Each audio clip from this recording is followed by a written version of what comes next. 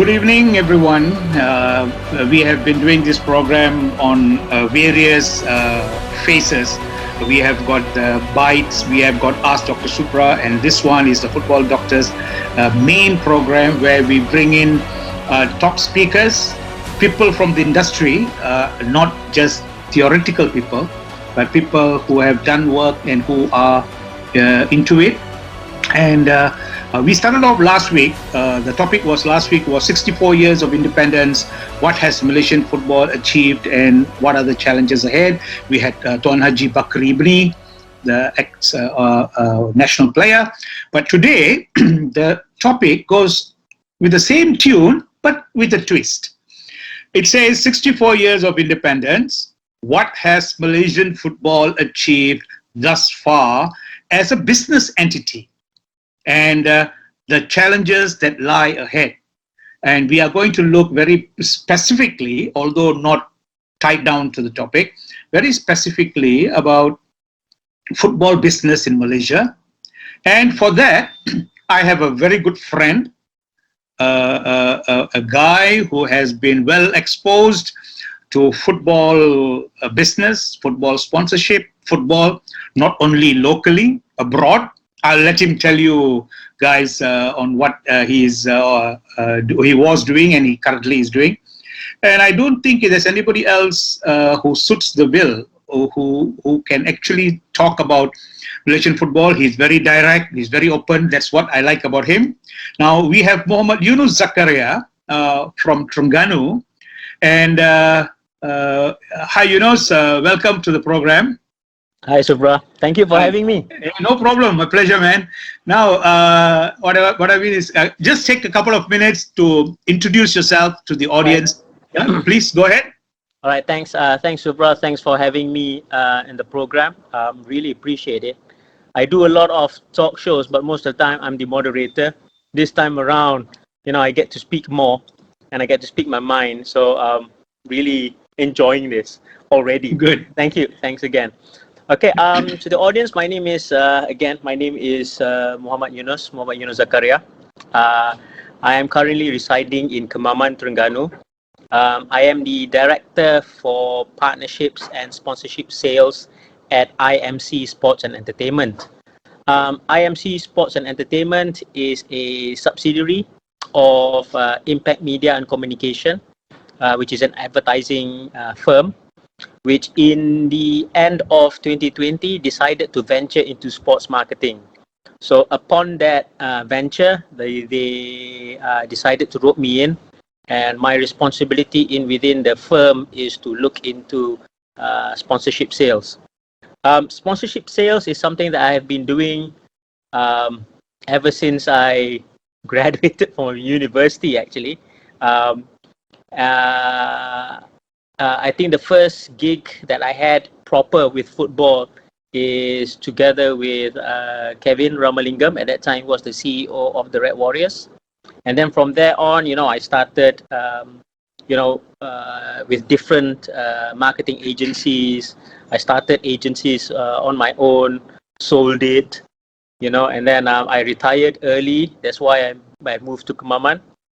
And as of last year, a good friend of mine gave me a call and tried to rope me back into the industry, and here I am, back in the industry, right? So, talking about clients that I've been working with, yes, apart from the Red Warriors, I've always been close. Well, I'm in Kemaman, so I'm close with clubs here in Terengganu, not specifically Terengganu Football Club, but I work closely with Kerteh Football Club. I work closely with Real Chukai Football Club. Those are the ones here in Terengganu. I also work closely with Pahang Rangers Futsal, which is just across the border, which is very convenient for me. But I've also worked a lot with clubs like Pahang per se, football club. Terengganu, once in a while, I'll be there to help them out. Internationally, I've worked with Persijap Jepara in Indonesia. At that time, they were playing at Liga 2. I worked with Sporting Lisbon or they are more known now as Sporting Club de Portugal or Sporting CP. Of course, Benfica as well. And that's primarily because I have a working relationship with an agency in Lisbon called Pro Player Sports. Okay. So that's the reason why there's a lot of deals with clubs in Portugal. So that's me so far. Okay. If you know Bahas Bola, I'm the managing editor of that too. Yes. And if you like reading about football, I normally send out my opinions on 2213. Yes. Trying to do it on a weekly basis, Subra, but sometimes it's twice a week. Once every 2 weeks sometimes. Okay. Yeah, excellent. So I think I got the right guy to talk about the business entity. Okay. I hope so. No, yeah, definitely. Now, with all your experience, let's get into the topic. Yeah. Just to lay the foundation. I'm sure you're well aware of it, but I just want to let the audience know roughly. Malaysia played amateur football in the beginning, and in the 80s, in 1984, roughly around that, the semi-professional league came into the picture, and during that period, we had Dunhill sponsoring the Malaysian league, semi-pro league, with about $2 million US, and then it went on to 1997 to 2005. Until the World Health Organization came with the thing that cigarettes shouldn't be used for sports and so on. Malaysia signed the agreement with the WHO, and then there goes the $10 million US that we used to get. But what do you think? This is just a sponsorship. Now, in your opinion, what do you think we have achieved as a business entity until now, that is 2021 now? In your opinion, where do you think that, to you, that there was something to do with business? And then where did we go wrong? Definitely we have gone wrong somewhere. I want to hear it from you. Well, well, if I want to go back to 1984 and the days of semi-pro, I was too young. Okay. I was too young. I was really young. 1984, I was 4 years old. Yeah. And in the 1990s, during the semi-pro, I was too engrossed in supporting Singapore at that time. Oh my God. Yeah, I was going to Kallang because my parents are from Singapore. All right. So, okay. So my uncles, my aunties were all big fans of like Fandi, Malik Awab, Gang Jung, Alistair Abbas were the imports playing at that time. Okay. So 1994, 1995, I think those were the dream team years of Singapore. So let me just ask you, when did you come over to? You were born in Malaysia. I was born in JB. Ah, okay. I was born in JB. So. Right. And my mom and dad, they changed their citizenship in 1979. Okay. Right, so they're Malaysians, of course. Me and my brothers and sisters are all Malaysians. Okay. We're the first generation of my family here in Malaysia. Okay. So because the rest of us, I mean, my uncle, my aunties, my cousins are all from Singapore. So that's how I supported Singapore. Okay, and fine. 1994, the mid-90s were the year where Singapore really blossomed. Samad Ali Piche, A. Kanan, Muhammad Noor, Edmund Wee, wow. Raja Gopal, the banana kick specialist. So that was the year. That was the year all the way to when the year of Fandi came to the picture. Yep. And then you have people like Malik Awab, Stephen Tan, Lim Tong Hai, Jang Jung from Korea. So those were the years. Okay.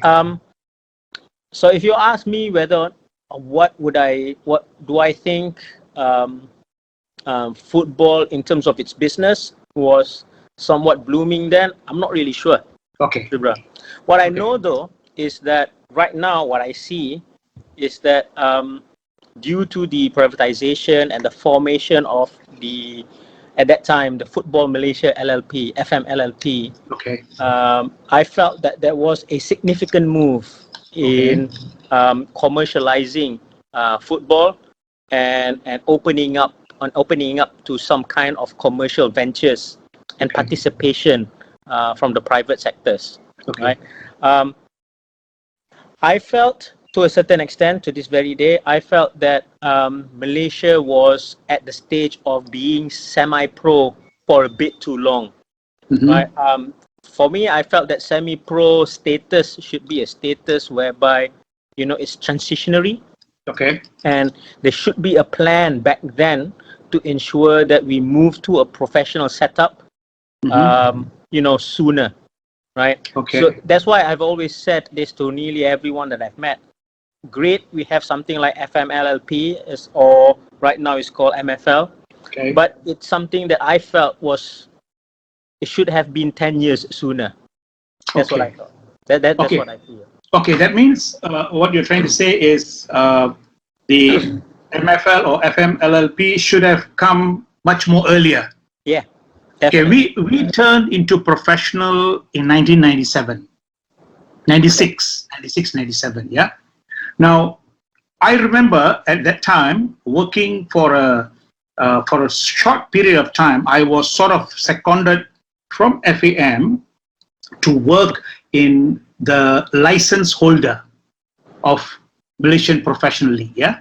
That time it was the M League, they call it. It was a Japanese company called Sun A Sports. Okay. They were also the licensee for Southeast Asian region for the World Cup. Oh, okay. So they, in 1998, when the World Cup was going on, that's why I had a lot of privy to what happened during the World Cup. For Brunei, Malaysia, Singapore, Thailand, and so on, this company had the rights to do merchandising. A to Z, all. Okay. So we had the logo of the World Cup. We had the if I'm not mistaken, it was the crow, yeah, the bird, which we used in all our thing. But this guy, what I'm trying to say is, those people who were successful with the World Cup merchandising, they were the merchandisers when Japanese football became pro. When they kicked off in 1994, that experience, they brought it over here. To Malaysia? To Malaysia. So they were given the rights as the rights holders for a rights fee payable to FA Malaysia. Now, I was the intermediary between the company and all the state FAs, because I know the state FAs. Okay. So FAM asked me to be there. The sad truth is, sad to use the word, the clubs didn't give two hoots about this merchandising. They were more, would you believe, this guy has cups, mugs, bandanas, you name it. And the clubs would have their own guy doing a replica of this and selling at the back of the stadium. But the clubs get their own pirated. So this Japanese guy was so disappointed. He said, "Subra, I really don't understand why is happening this happening in Malaysia." And I said, his name is Mr. Hara. I said, "Mr. Hara, I really do not know, but this is the first time I am also being exposed to merchandise and so on at a bigger scale. But let's see what we can do." So from that time onwards. And in 1999, they closed shop and went back to Japan.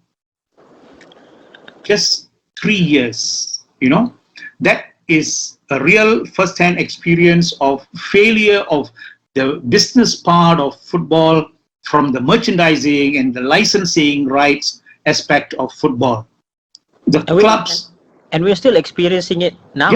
Yeah, exactly. You see, the sad part is, in which club do you see a business being created in football? Now, let's look at now. I mean, Now is of course it's JDT. Okay. JDT is of course is the mecca Okay. of professional football or modern football that In we need to Malaysia. look, in Malaysia, that we need to look at. Yes, absolutely. Right? Absolutely. Yep. But of course, I think I wrote this in an article recently, and I said that they're a different ball game altogether. The Yeah. capacity that they have, the resources that they have is absolutely different. So it's really hard for a lot of other clubs to follow suit, right? And Yeah. expect the kind of returns and expect the kind of, results that JDT is having. Nevertheless, I felt that whatever is JDT doing is something that everyone should try to emulate within their own capacity. The problem I find is it's always about results. And I think the problem that you faced back in the 1990s until to this very day is the same thing. Clubs, they tend to look for immediate results. And I think one of the biggest reasons for them, for clubs to have that kind of hunger or appetite for quick results is primarily because football is a tool or instrument for for sports diplomacy, right? It is used as a tool to gain political mileage, for example. So hence that's why there's a huge funding coming from state government, right? Yep. So the drive for instant results results in the club investing 80 to 90% of their revenue for matters on the pitch. So getting top players, paying them good money.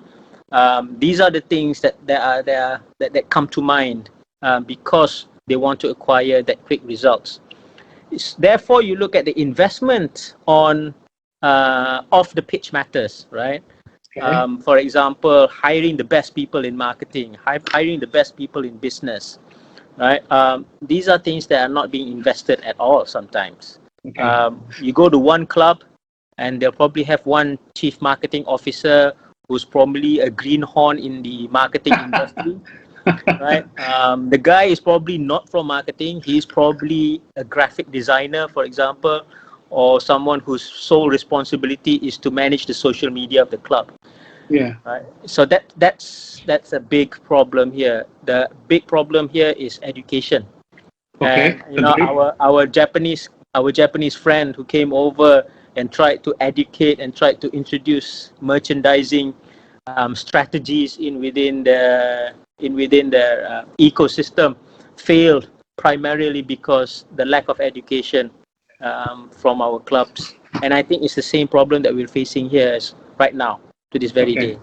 So it actually is sad, yeah. If at all this guy went off in 1999 and we are now in 2021, and other than JDT, I really do not know 100% which club, but I think majority of the clubs do not even have a business department. They don't even have a guy, because I feel one of the most important aspects of the football game is the fans. Yeah, that's the true. fans, yeah. So you should have a fan engagement officer who could actually go out and find out, engage with the fans or with a group of people who are so influential out there with the fans, and then look at data like demographics, their income, their interest, and all this will encompass for them to do what the fans want. But none of you see, I asked a guy, what kind of promotion do you do with your fans and so on? He said, no, we don't do. Football kan dia boleh market sendiri lah. Football, we don't have to market it. I mean, I really don't understand, because if from where I come from, I've seen way back in 1982 to 2000, Sharp sponsored Manchester United for £200,000 a year. Mm-hmm. Okay, this was way back in 1982 when we were still not even semi-pro league yet. Amateur. Yeah. Then it moved on from the year 2000 to 2004. They had 7.5 million a year with Vodafone. And then to 2006, they had £9 million a year. You see the gradual increase. And in 2006 and 2010, AIG came on board with 14.1 million a year. But all these had a base. The players who played for Man U. Yeah. The spectators, where the beginning of the year, their seats were all sold off and they only had 10% of the seats for match day. Now, why do you think we can't emulate that? I think it's purely comes down to numbers. It's a number game. Okay. I think football in Malaysia, in terms of numbers, we have the fans, right? If you compare it to any other sports or even entertainment, right? Absolutely.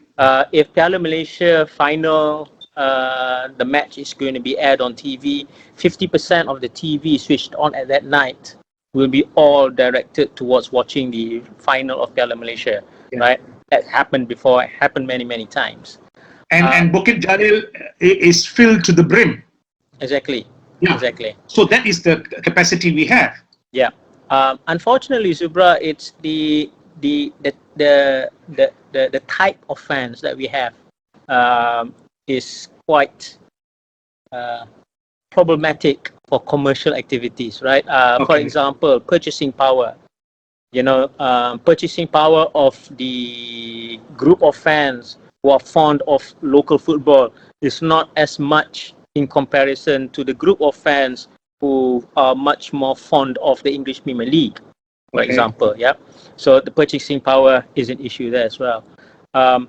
Most fans that are in support of local football are also they consume and they invest to their club in terms of their time rather than money, right? So in terms of purchasing merchandises, rather than buying original, we always see that problem, right? They'll go and buy, pirated goods. It's primarily because of the lack of purchasing power, but they also believe that, their commitment or their contribution to the club is through their participation or their attendance at the stadium. And because we, to a certain extent, have understood the fact that the purchasing power is not as much, therefore even ticketing cannot be raised too much. So that's why, in average, the ticket price at the stadium is at the range of 10 to 12 ringgit alone. Which is sinfully cheap if you compare that to the English Premier League, right? So that's the problem here in Malaysia. We have the numbers, definitely, but then again, it doesn't target the right kind of audience, and that's where the problem lies. Sponsors feel that this is not the target audience that they want, and that becomes a problem when it comes for us to garner as much sponsorship as possible. Right? So do you think JDT faces the same problem? I think not just JDT. I think it's all the clubs here in Malaysia, and that's why you see that there's not much focus on the clubs. On the fans, right? If you look at clubs, our state clubs, right? They're all funded. 80 to 90% of the money needed to move the club, run the club, right, is all derived from state funds, right? So if you want to ask me what kind of engagement should I be doing, I should be doing engagement to the Menteri Besar, right? I should be doing things that he likes, right? And I would be more concerned about his key performance indicators. What is it that he wants? Hence why the short-term results is also key, right? Yeah. Let me ask you this. If you are going to get into the good books of the Menteri Besar and give him some ideas on how he can use this alliance politically. Don't you think that comes every 4 years, comes a new Menteri Besar, let's say, and if this guy is not aligned towards sports or football, because there are some states, state FAs, where by constitution, the Menteri Besar automatically becomes the president because of the thing that you said, that they rely on state funds. But I'm trying to depart with my idea is to depart from that and to take us in the next 50 years as a standalone. That means we need to educate our current generation of people managing the club. That is the reason why AFC introduced club licensing and to all its member associations. And I think Malaysia, on paper, everybody has got, sorry to say that, yeah, on paper, they have club licensing, but when you go really deep in, there are a lot of things that is lacking. So now I'm getting into the challenges ahead. We have established ourselves that there was not much of business entity. Football was not much of a business entity. As you said, 80 to 90% came from the state fund, and then a lot of them relied on that. Yes, it's true. But now we are moving towards FCs. There could be two clubs. Before it was the states. Okay, now we are moving towards clubs. That means in Selangor, there could be PKNS, there could be Selangor FC, there could be another ABC FC, and so on. So here, they have to one way or other get into whatever we have said earlier. Yeah. So what do you think they should do now? What is your advice? Yeah. Okay. I think let me just share to you one of the most important observations I have about Malaysian football. Right. Okay. A lot of people throw that Malaysian football is probably industry worth $500 million. Okay. Right. I feel personally, Subra, I feel that's deceiving. Okay. Right. And the reason why it's deceiving is because there's too much state funding or spending into the industry.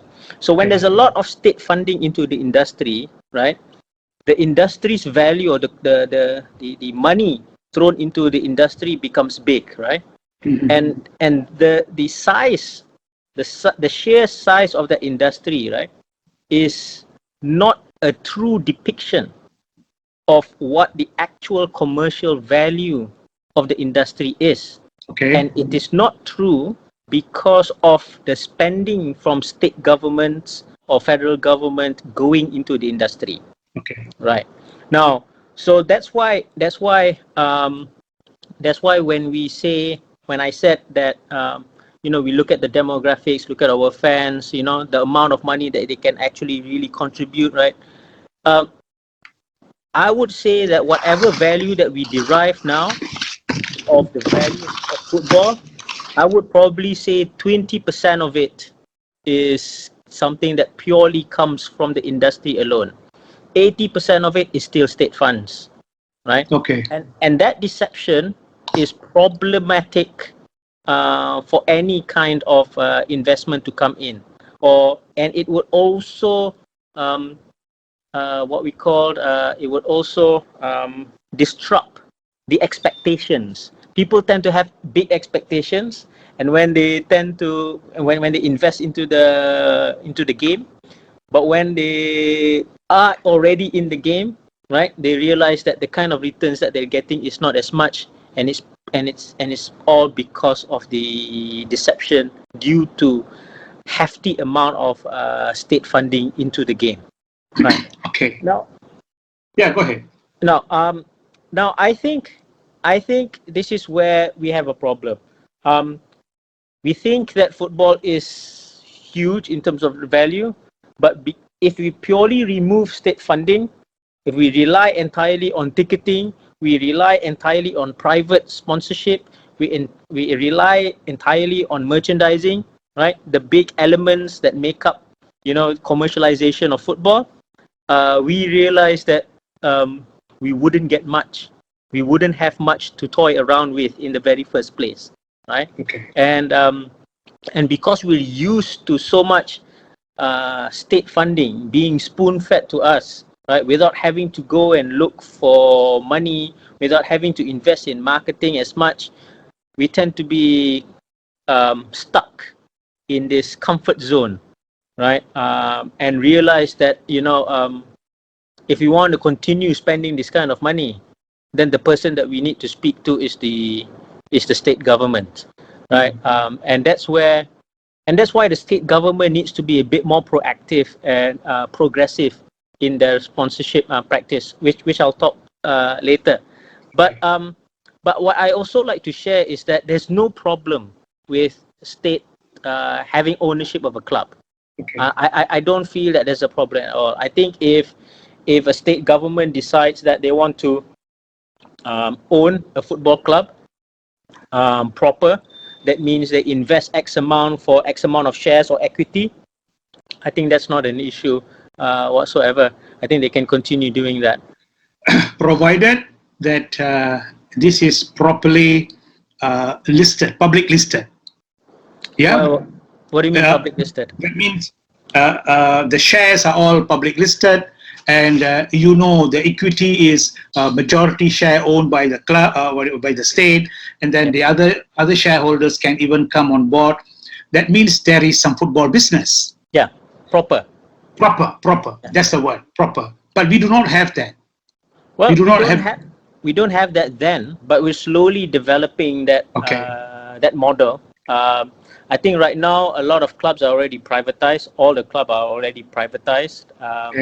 Hence now it is open for private investors to come in and and acquire a certain amount of equities.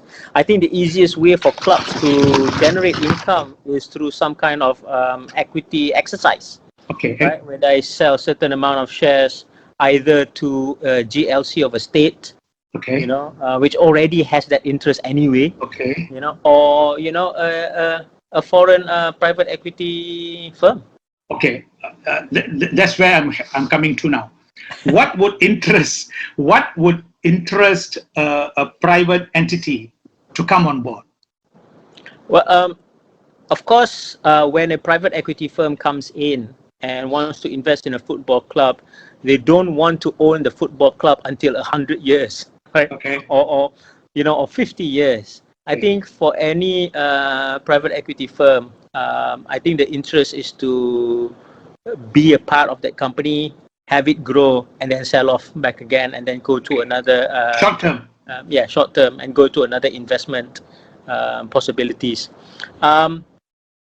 And therefore, there is need to. Therefore, if they want to invest into a club, at least that club needs to project certain profit, or have a record of certain profit.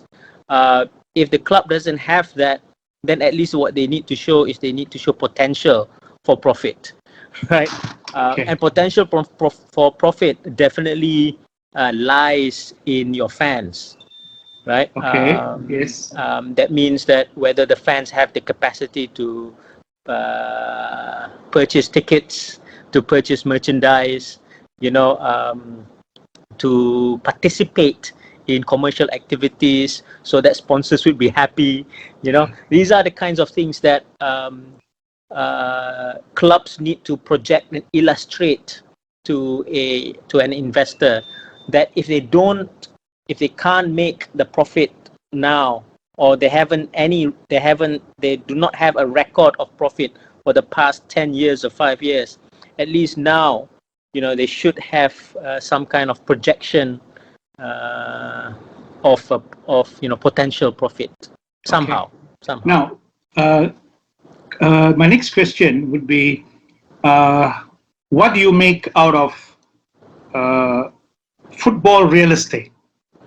What I mean by football real estate is clubs having their own pitches, club having their own clubhouse, clubs having their own gymnasium and whatnot, the works of it, so that it is a sort of attraction for naming rights, which we see abroad. But sad to say, Selangor being Malaysia Cup champions for 29, 30, 31 times, there was a time when the Menteri Besar was not a person aligned towards football, and Selangor didn't have a pitch to play on.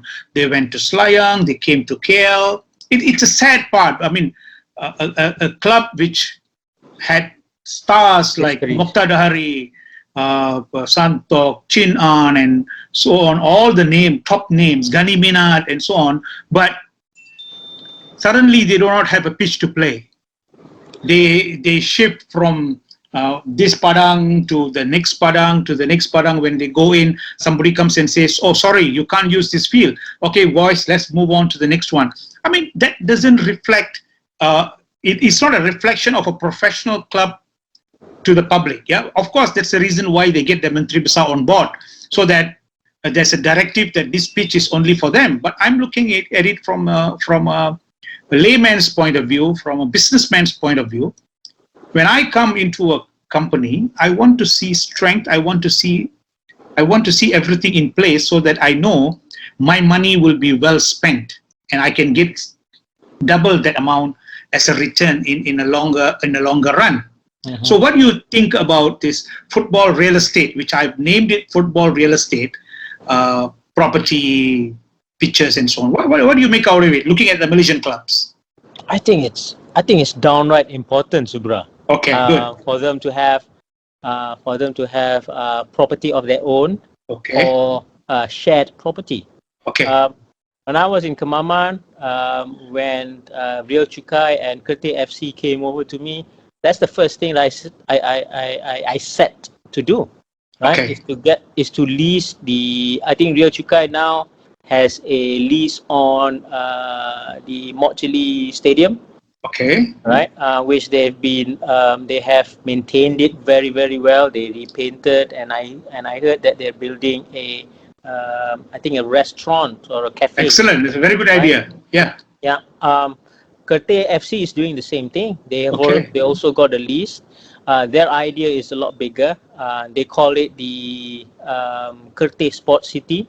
They already have an private investor, who's pumping in 50% of what is needed, and the stadium is set to be ready by end of this year or early next year. Right. So that is a success story, yeah. Yeah, but that's just the stadium. But the plan is to have a hotel, to have a futsal court, to have a tennis, badminton, and then to have a commercial area. So it's a full-fledged sports city concept, but not as big as Bukit Jalil, Subra. Okay, no issue. I think if you have as big as Bukit Jalil, and if there are only 5,000 people, you will feel that the stadium is empty. The premises are haunted. But if you have a 15,000 stadium, 5,000 is big, 1/3. Yeah.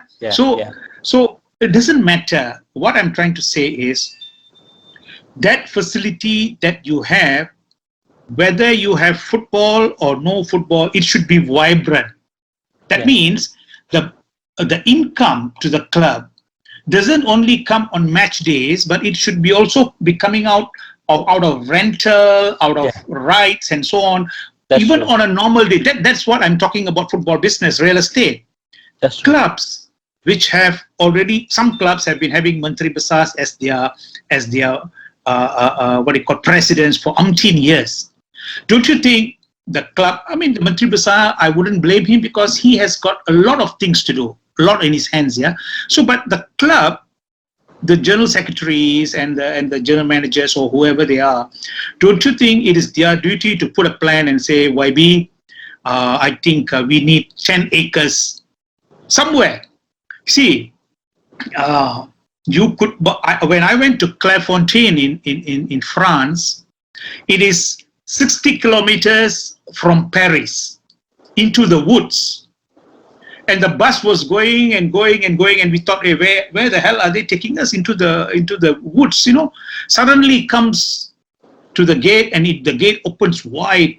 12 pictures and whatnot. You name it, they have it. The national team trains here. That's where I saw the picture of Zidane, Thierry Henry, and everything. Everything has been laid.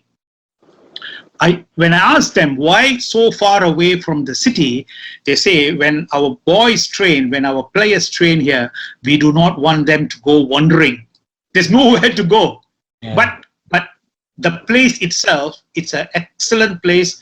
In itself, you have theater, you have a cafeteria, shops, whatnot, everything you have. So the players have the peace of mind to go out. They have also an area where they could walk, jog, fresh, because it's all surrounded by trees. I'm looking at that concept, it should be that way. I think I absolutely agree with you. Having that kind of asset property would definitely be very useful if you're also looking for investors. Because yes. Having those kinds of assets or properties would definitely boost the value of the club because of the existence of those properties. But it's not really, it's really expensive, Subra, to come up with these kinds of things, right? And yes, of course. And if you have a Menteri Besar who is generous enough to give you a plot of land or probably lease you the major stadium of that particular state, that'll be fantastic. Yep. But I've heard things like this, Subra. I've heard things. I've heard stories that MB gave a plot of land big enough for you to set up your own stadium, which at the end of the day, the club decided to go to the bank, right? and factor it for cash. My goodness. Right? And then that cash was then being used. They probably roped in 70 or 80% of the national players to the club. They won the cup, and then the following year they couldn't pay whatever that needs to be paid to the bank, and the bank took over the land, and then the state government had to buy it over back. Okay. From the bank. So this is more of inefficient officials. Yeah, inefficient officials. Inefficient, Subra, is a very diplomatic and kind way of saying it. No, I do not want to blatantly use the word that I will use with the audience, but I will say it is very simple. In inverted commas, it is inefficiency in their part, not seeing ahead. Yeah. Yeah. It's suicidal. It's suicidal, Subra. It's absolutely. like shooting yourself on the foot. Yeah. And they get away. And they'll do it again. Yeah. And they'll do it again. Yeah, and the story is passed down to other state clubs, which will be practicing the same thing. Yeah. It's sad. Yeah. See, one of the reasons why I started this program is for the public to know what is out there, and for entrepreneurs who want to start. That's why I said Real Chukai's project. It may be small, but it is worth the investment. Worth the investment, and it is a good start. Yes, it's a good start. You see, when you run a grassroots and youth program, parents will come. Instead of standing, if you have a clubhouse, they will sit there, have a cup of coffee, have one nasi lemak in the morning. That is business. We do not look at these trivial small things, Yeah, we don't. That is business. Because every Saturday and Sunday, the cafeteria is there, and that if you have 50 boys training, you will have mom and dad maybe at times. So you will have 100 people. So we don't look at revenue from that perspective. We don't even look at revenue of selling burgers. We don't calculate in a match. If you have 15,000, let's take 10% of them, 1,500 burgers in drinks. That is income every week. Even if you don't do it, lease it out to someone for 500 ringgit, and that guy takes 1,000 and gives you the 500. But you know what I like about Rio Chukai and Kemaman, apart from the fact that I'm helping them out. Okay. Is the fact that they are very appreciative of the small amount of money that they make. Excellent. Right, and we tend to look at European clubs, right, and try to look at them and emulate them, right. But the problem is, We don't know their history. Yeah. We look at Manchester United and we think that Manchester United was like that from day one, No. which is not true, No. right? They No. started off as a very strong community club. Yeah. Yeah. Absolutely. Right? Manchester Absolutely. City as well, Liverpool as well, right? They Same. started off as a community club. Their Yeah. entire focus was on the community, and the community was the entity that funded the club, that ensured the sustainability of the club. But we don't have we don't realize that because this is history. It goes back like hundreds and hundreds of years, Yeah. and I think that's the kind of education that we need, right? Yeah. We need Absolutely. to find a club that we can emulate, Yeah. that we can which is realistic to us, Yeah. right? That we can appreciate at the end of the day. Yeah. So that's the thing. Yep. We don't have that much, we don't have those kind of education stories. I hope that stories like Real Chukai, stories from Kerteh FC would bloom. They're not the biggest club. They don't play professionally.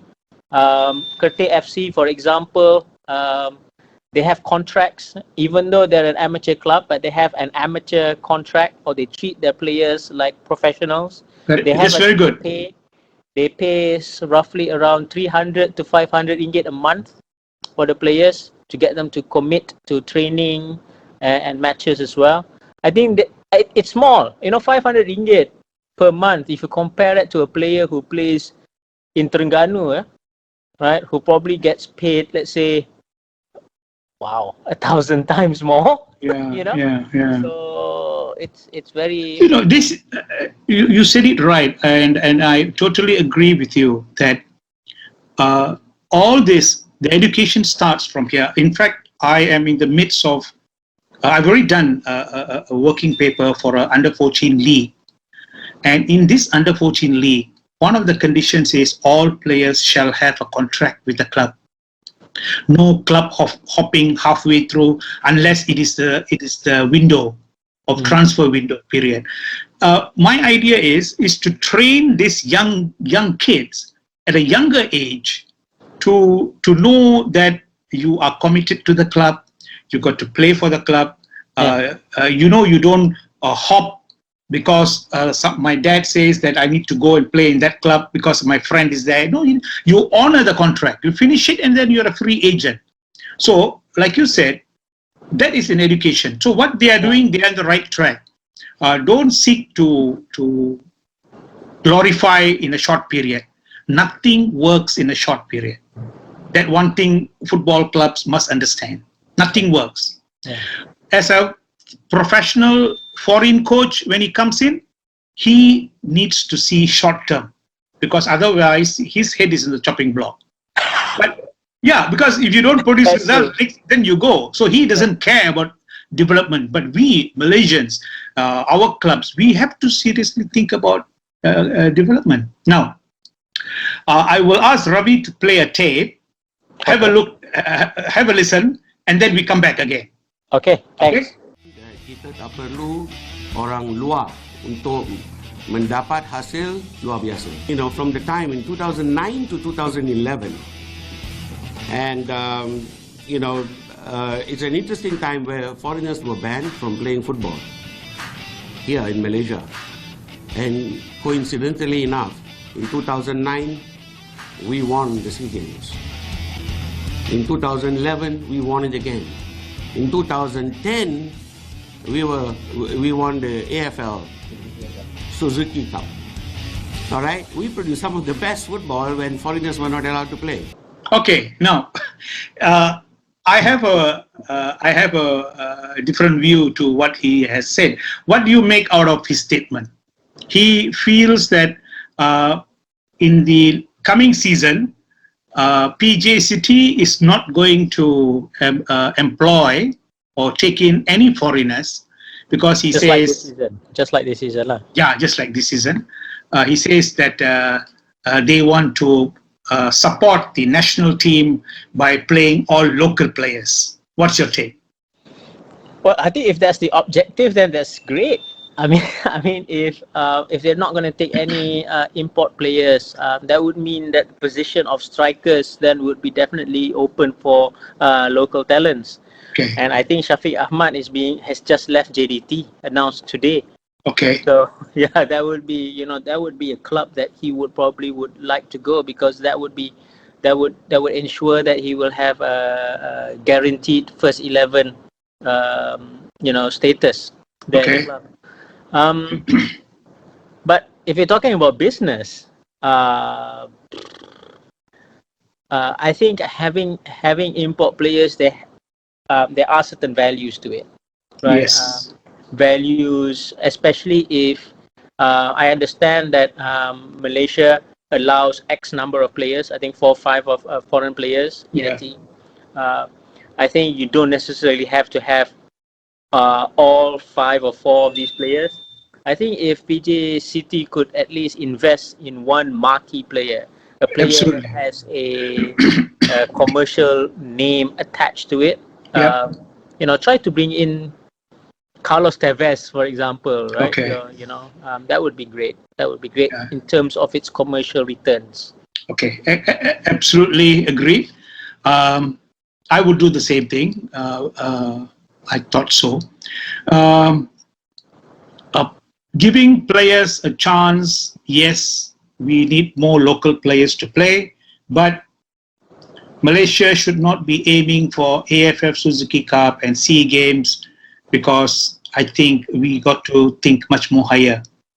I think we got to look at qualifying for the Asian Cup, because Suzuki Cup and the SEA Games, which is under 23, is not listed in the FIFA ranking. Yeah. It has to be an A national team. Then only and only then they will rank you. So it is not much of importance. But having said that, any tournament in this region, yes, you have to be the kingpins. Yeah. So he has got that portion of right. But I think maybe from the business perspective, as you said rightfully, that may take a backseat for the time being, as far as and even sponsors get attracted to Big names. Big names. Yeah. But if they can finance themselves, because QNet is a huge company, and if they can finance it, well and good. But how long can they sustain? Their money going out and not coming in. So if they want to reduce the deficit, I think they should think very wisely, because PJ City is a new club, a new vicinity. You are breaking away the slang offense. It's not easy, but you can actually go around Petaling Jaya and create the hype and look into it. Yeah. So They must have a plan, Subra. They must have a think so. plan. I mean, if I'm not saying Carlos Tevez is the best candidate, because sometimes if you bring in a marquee player, maybe like Carlos Tevez, it may end up becoming like Pablo Aimar when he was in JDT. Yeah. So there wasn't much exchange, right? Yeah. Players probably didn't gain much from Aimar's presence, except for the results. Yeah. Right. We want players like that to come for training, for example. Provide input during training to the coach, as well as be a role model for players Absolutely. to behave in a professional context. Our players should be able to learn from them. Yeah, players should be learned from that. But most importantly, I think the plan is for the club to acquire a certain amount of returns upon that kind of investment. That's So, right. for example, if they're going to bring in people, let's say like Tevez, it's definitely going to cost them a bomb, Yeah. and therefore they need some kind of commercial plan to ensure that they will gain that kind of returns. I think That's right. sales of jerseys, with the Tevez at the back with number 10, I think that would be an opportunity they should look into. Number one, I think they should look into the possibilities of getting sponsorship from abroad as well. Yep. Right. And I think for QNet to capitalize Carlos Tevez' presence for QNet business activities, Yeah. right? QNet has activities in Dubai, in India, in the Middle East. I think having an ambassador or a celebrity like Carlos Tevez would definitely push to a certain extent Absolutely. QNet's business activities. Definitely. Yeah, Definitely. because it's a global brand. So Yeah, having of someone course. global like Carlos Tevez, or I'm not saying, I keep on saying Carlos Tevez because that's the only person that come to mind right now. But No of course, problem. there's tons of players that, and better players that they should consider. Yeah. I- Way back when Japanese were not Japan is not a footballing nation. It was more to baseball. Yeah. Yeah. Still is. Still is. Yeah. Football is number two, sort of thing. Yeah. But how did they popularize? After the World Cup, 1990 World Cup, they brought in players like Zico. Oh man, I forgot. The English player, Gary Lineker. Brazilians. There's a lot of Brazilians who came. Yeah, Gary Lineker came, and their idea was to bring people who watched these players on television are now in their backyard. People started coming to the stadium. They built the team around, as what you said, Carlos Tevez. It just takes me back. They built the team around Gary Lineker, Zico, Dunga, and eventually local players started to make a name. And then these players who came as marquee players eventually left. And of course, now Japan is a world reckoning power in football, So, but they still do it, Subra. Like, Andres Iniesta is there. Yeah. Yes. And, I was in Japan in 2018. I was hoping to buy his jersey. Mm-hmm. And they said that his jersey is going to come in the next 3 months. And I said, I won't be in Japan for the next 3 months. Right? So it cost a bomb. Jerseys in Japan cost, wow, it's sinfully expensive. That's what I can say. Yeah, very expensive. But it's sold out. It's sold out by the thousands. And people are in the waiting list for the next batch, which will be coming in the next 3 months. Yeah. And then they have stars like they have stars in Southeast Asia like Chanatip Songkrasin. Okay. Right, he's there, sold out. Jersey is sold out. They're still doing it because it's lucrative. It brings in the money. It brings in the investment. So I don't understand why PJ City doesn't want it. The thing that is mind-boggling to me is that PJ City is owned by QI. Which subsidiary is QNet, which is a worldwide business around the world. For having a celebrity player like Iniesta or Carlos Tevez would be a definite sales value. Definite, 100%.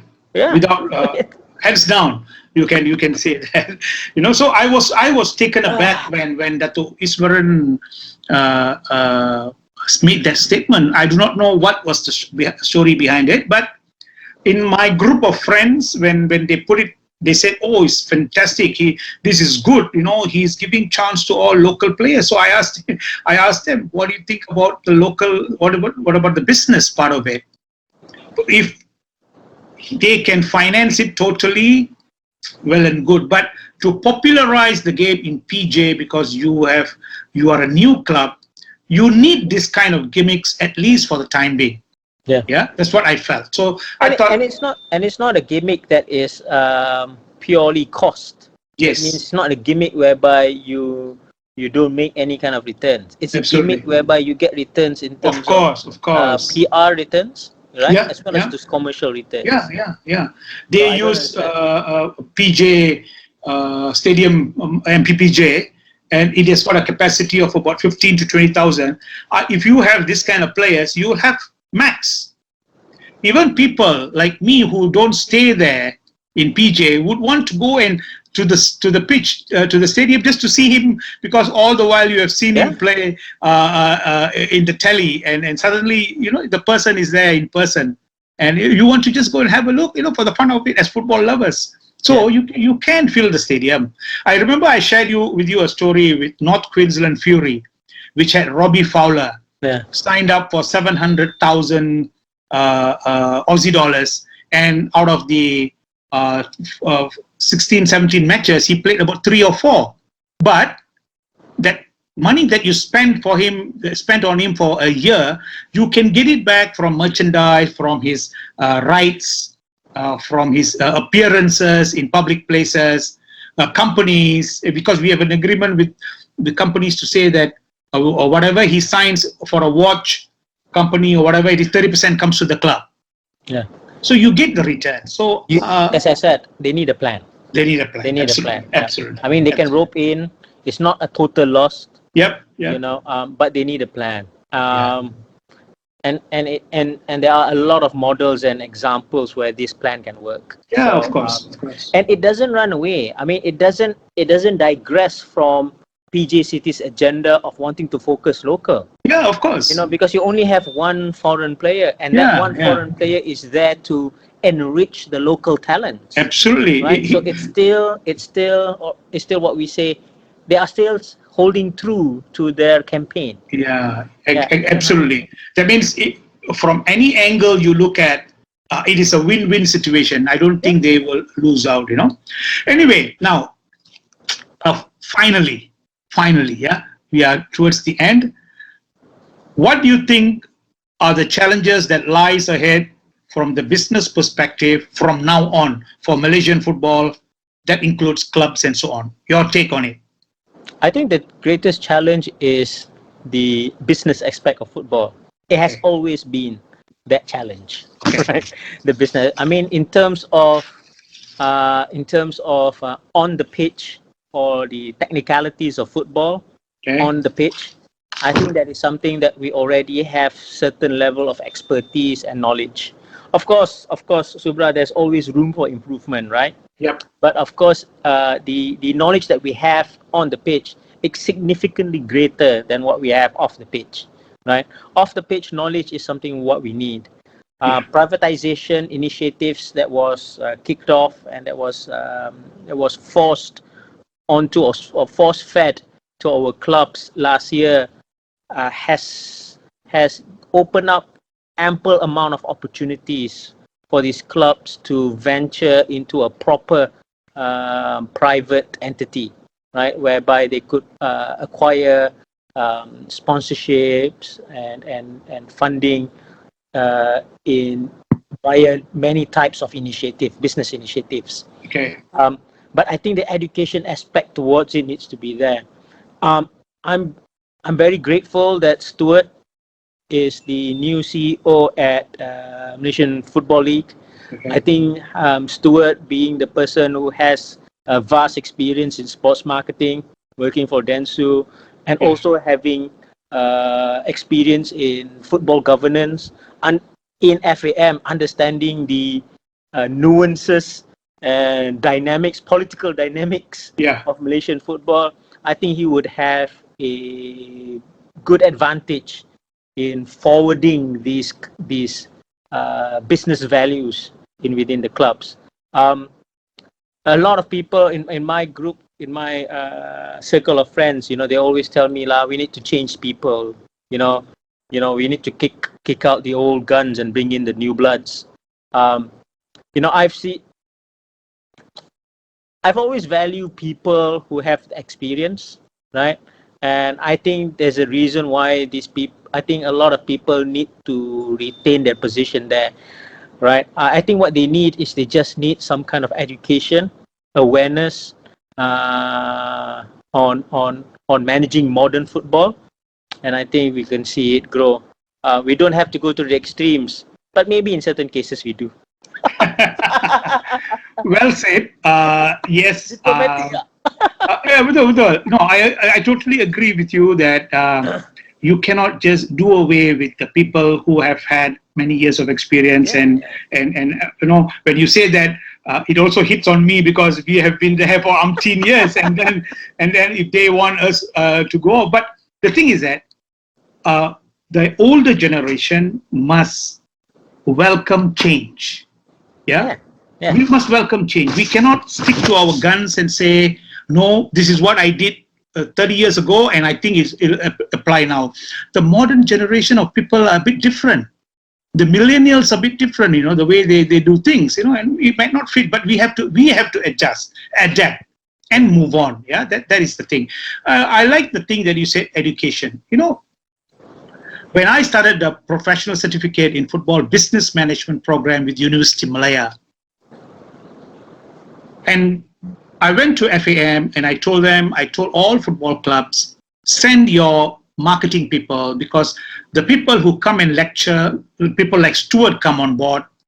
We had people like Kevin, you've been invited. We had Vincent Paul who came. Wow. So yeah, we had all those people. We have Dato Del for security. We had people like Dr. Ramlan Abdul Aziz. Oh, so wow. I didn't promise them people from the university, as per to say the theoretical people. I had people from the industry, people who are managing at that time, who will come on board or who had managed, come on board and tell you what it is like. So, but yeah, the people who attended the courses all this while from 2016 until now have been people from the public. I had only a couple of, or maybe one or two from the state FAs. Yeah. You know why, Subra? Yeah, why? Because they don't even have a marketing department in the first place. That's why they can't send. Yeah. They can't send you anyone. It is sad. It is sad that I always quote this. Football currently is $1 billion business worldwide. Yeah, worldwide. And you need someone qualified to manage this, if not billions in Malaysia, millions and millions of dollars. Okay? Now, why is it that a medical practitioner, a physiotherapist, a lawyer goes into tertiary education and get themselves educated and then come out to manage, whereas football, sorry to use this word, every Tom, Dick and Harry feels that they can manage football. I mean, it's a sad truth, because everyone feels that football, no problem. Because the if you look at the history, olden days people, they did it part-time. Teachers who finish school at 1:30, then by 3 o'clock they are in the office. They are honorary secretaries who manage. Mm-hmm. But that is still happening now, because the Menteri Besar doesn't have the time. He says his most trusted man is Yunus. Yunus, you manage. Yunus doesn't have a clue about football. Yunus goes to Subra. Subra, can you help me with this? And it's the blind leading the blind. That sort of thing, inverted commas, has taken place in football. I mean, I can see but from Subra, yeah. But so I just want to share, right? Like, I mean, for me, when it comes to leadership, right, you don't necessarily have to have that knowledge. Okay. 100%. Yeah. If you have 20 or 30% of that knowledge is sufficient. I think when it comes to leadership, there's two things. Number one, you need to understand your capacity. Yeah. If you understand that you only know 20 to 30% of what is needed to run a modern professional football club, great. Because you already know your capacity. Now, if you understand that your capacity is only 20, 30%, that means that you need to look for the right person. Absolutely. And employ the right person. Absolutely. And that's what I am. That's the thing that bothers me in football, right? I mean, I don't care that the president is the Menteri Besar. Yes. I don't care that the Secretary General could be the Exco Sukan. Yeah. Right, of the state. I don't care for that. My concern is that if you don't think that you understand it well enough, then be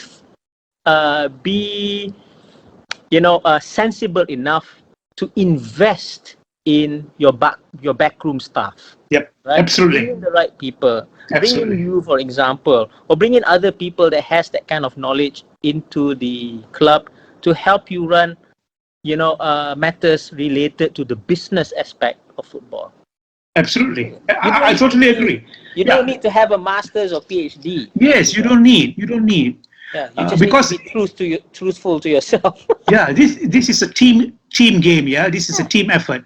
Yeah. One single person will not make a change. Yeah. Will not make a difference. But it is a concerted Organization. effort. Yeah, It's an institution. Yes, it's a concerted effort of few individuals who sit together, brainstorm, and come out with the idea, take it to the president or the general secretary. And for them, it is just looking at it, understanding it. Like you said, the 20 to 30% that you have will be sufficient for you to say, yeah, you're on the right track. Okay, guys, go ahead. And just leave it be, because you can still hold the fort, But that is not happening now. Okay, now, my last question before we depart. What do you think is the recipe of a successful club? Give me 3. The recipe of a successful club. I have some or other put something here. The recipe contributes towards the commercial success of a football club, okay, or a nation. You can differ or you can add on. I feel the first one is the club. The club has got two cabang. Yeah, one is management, and the other branch is the team, the performance of the team. The second one is the fans, and the third one is sponsors. Okay, if you have all these 3 or 4, if the club been divided into 2, management and team, I think you would be in the right track. What's your take on that? I think the most important thing to me for a club to invest heavily on is their talents, on as well as off the pitch, but mostly on the pitch for me, off the pitch for me. Because the reason why I would like to focus off the pitch talents, I mean the management. I think in modern professional football, for you to create some kind of sustainability is for you to have the right kind of people managing the club. Right? On the pitch, even if you don't have the right or the best talents at that particular season, I think, and if you end up, relegated or or ending up in the mid-table, I think that's not something for you to worry. Right. I think there's always room for you to develop, move, develop talents, create talents if you can't afford it, and you slowly move up the ladder. To me, Subra, I just recently talked to the guys at Kerteh, and I told them that because they're always excited, they want to move fast, they want to grow to become a big club, and I told them that you got to be patient. Yep. I told them that developing a football club is like gardening. You got to nurture it slowly. Things don't happen. In within days, right, or within 24 hours. It doesn't. Sometimes you don't live to see the club growing to what it is like. Like your dream club, like Manchester United or Liverpool or Barcelona. You won't be able to live that, but at least you have created the right foundation for it to grow and nurture into becoming that one day. And I think that's the most important thing, the foundations.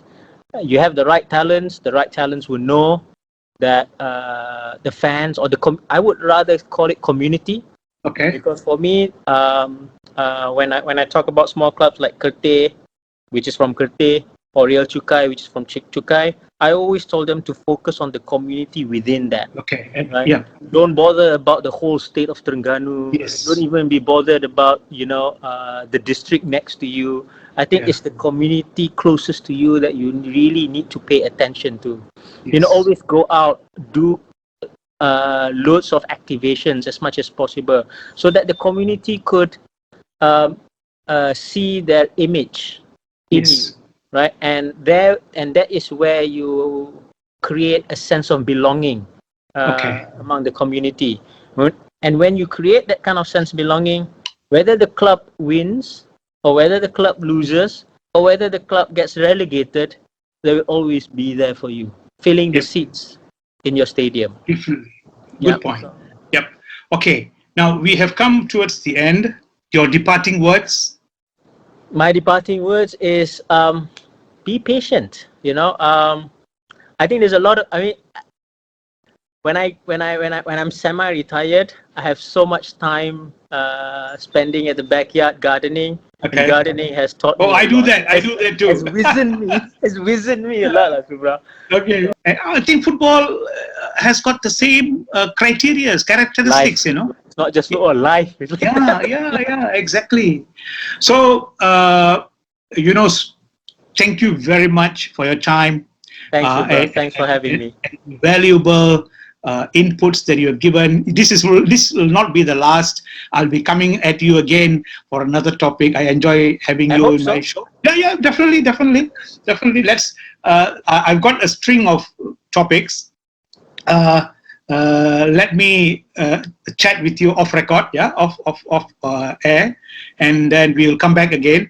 Maybe the next one there might be 3 persons, including another guest. Great. To look at from the opposite views and so on.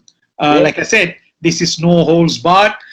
We accept every view. Everybody's view is valuable. There is no right and wrong. If you like it, take it. If you don't like it, just leave it. Yeah. So have a very good night. Stay safe. My best regards to you. Thank you again. I'll see you soon. Thanks. Okay. Thanks, bye-bye. Right. Bye.